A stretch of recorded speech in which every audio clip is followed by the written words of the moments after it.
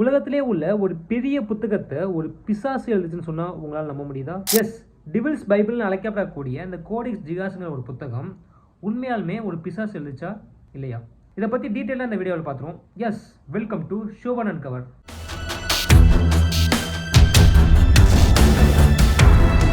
Thirteenth செஞ்சுரியில் Latin லாங்குவேஜில் எழுதப்பட்ட ஒரு புத்தகம் தான் கோடெக்ஸ் கிகாஸ். லாட்டின் லாங்குவேஜில் இதற்கான அர்த்தம் என்னன்னா பெரிய புத்தகம், அதாவது உலகத்திலேயே இதுதான் பெரிய புத்தகம்னு சொல்றாங்க. இதனுடைய லென்த் பார்த்தீங்கன்னா கிட்டத்தட்ட 92 சென்டிமீட்டர், அதே மாதிரி வித்து பார்த்தீங்கன்னா கிட்டத்தட்ட 50 சென்டிமீட்டர். இதோட வெயிட் பார்த்தீங்கன்னா கிட்டத்தட்ட 75 கேஜி. இதை ஒரு லத்தீன் பைபிள்னு சொல்றாங்க. நம்ம ஜீசஸோட பைபிளா இருக்கட்டும், ஸோ அவங்க அவங்களோட வாழ்க்கை முறையை எப்படி கடைபிடிக்கணும் அப்படிங்கிறத பைபிளில் தெளிவாக கொடுத்துருந்துருப்பாங்க.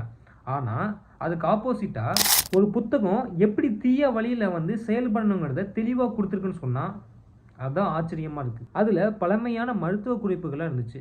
காய்ச்சல், அறுவை சிகிச்சை போன்ற நோய்கள்லாம் எப்படி குணமடைய செய்யணும் அப்படிங்கிறத விஷயத்த தெளிவாக குறிப்பிட்டு இருந்திருக்காங்க. அதே போல் மந்திரங்கள், பேய் விரட்டும் முறை, அதே மாதிரி ரகசிய ஜோதிட குறிப்பு எல்லாமே அந்த புத்தகத்தில் இருந்துச்சு.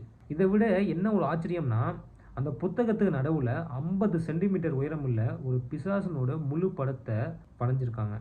இந்த புத்தகம் எப்படி உருவாச்சு அப்படின்னு சொல்லி அந்த வரலாற்றில் எடுத்து பார்க்கும்போது ஒரு மிகப்பெரிய ஆச்சரியம் நிறைந்ததாக இருக்குது. அதாவது ஒரு மிகப்பெரிய துறவி ஒரு பெரிய பாவத்தை செஞ்சிடறாரு. அதற்கு தண்டனையாக பார்த்தீங்கன்னா அவரை உயிரோடையே செவுரில் அடைக்கணும் அப்படின்னு சொல்லி ஒரு தண்டனையை கொடுக்குறாங்க. அப்போ அந்த துறவி சொல்கிறது என்னன்னா, நான் ஒரே இரவில் ஒரு பெரிய புத்தகத்தை எழுத போகிறேன், அதுக்கு எனக்கு ஒரு வாய்ப்பு கிடைக்கணும்னு கேட்டிருக்காரு. அதே மாதிரி அங்கே இருக்கவங்க எல்லாருமே அதற்கான வாய்ப்பை கொடுத்துருக்காங்க. அதுக்கப்புறம் அதை வாங்கி எழுத ஆரம்பிச்சிருக்காரு. இன்னைக்கு பார்த்தீங்கன்னா எல்லாம் பேப்பர், பேனா எல்லா விஷயங்களும் இருக்குது. ஆனால் அன்னைக்கு முழுமையாக பார்த்தீங்கன்னா விலங்குகளோட தோலில் தான் எழுத ஆரம்பித்தாங்க. அப்படி எழுதிட்டு இருக்கும் போது பாதி இரவு பார்த்தீங்கன்னா கடந்துருது. அதுக்கப்புறம் தான் அந்த துறவி யோசிக்கிறாரு, ஒரு மனிதரால் இவ்வளோ பெரிய புத்தகத்தை எழுத முடியாதுன்னு. அப்போ அந்த துறவி அந்த பிசாசை மந்திரங்கள் மூலிமா அழைக்கிறாரு. அதன் பின் அந்த பிசாசிடம் ஒரு கோரிக்கை வைக்கிறாரு. அந்த கோரிக்கை என்னன்னா, என்னுடைய ஆன்மாவை நான் உனக்கு பரிசாக கொடுத்துட்றேன், அதுக்கு பதிலாக இந்த புத்தகத்தை ஒரே இரவில் எழுதி முடிக்கணும் அப்படிங்கிற ஒரு கோரிக்கை வைக்கிறாரு. அதற்கு அந்த சாத்தான் சம்மதம் தெரிவிக்குது. அதுக்கப்புறம் அவருடைய ஆன்மாவை எடுத்துக்கிட்டு அந்த புத்தகத்தை முழுமையா எழுதி முடிக்குது. அந்த ஆன்மாவை கொடுத்த துறவிக்கு நன்றி செலுத்தும் விதமாக அந்த புத்தகத்திலேயே அந்த பிசாசனுடைய படத்தை அதுவே வரைஞ்சிருக்கு.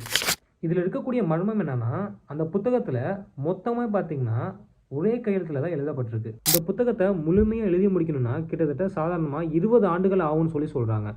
ஆனால் எப்படி ஒரே நைட்டில் இவ்வளோ பெரிய புத்தகத்தை எழுதுனாங்கிறது மிகவும் மர்மமான விஷயமா இருக்குது. அதே மாதிரி இந்த புத்தகத்தில் சில பக்கங்கள் மட்டும் காணாமல் போயிருக்கு. குறிப்பாக இந்த மந்திரங்கள், அதுக்கப்புறம் இந்த ரகசியங்கள் அடங்கிய பக்கங்கள் எல்லாமே யாரோ எடுத்து சென்றதாக சொல்லப்படுறாங்க. கிட்டத்தட்ட 30 ஆண்டுகளாக அந்த நாட்டில் போர் நடந்ததாகவும் அந்த புத்தகத்தை ஸ்வீடனுக்கு கொண்டு போனதாகவும் சொல்லப்படுறாங்க.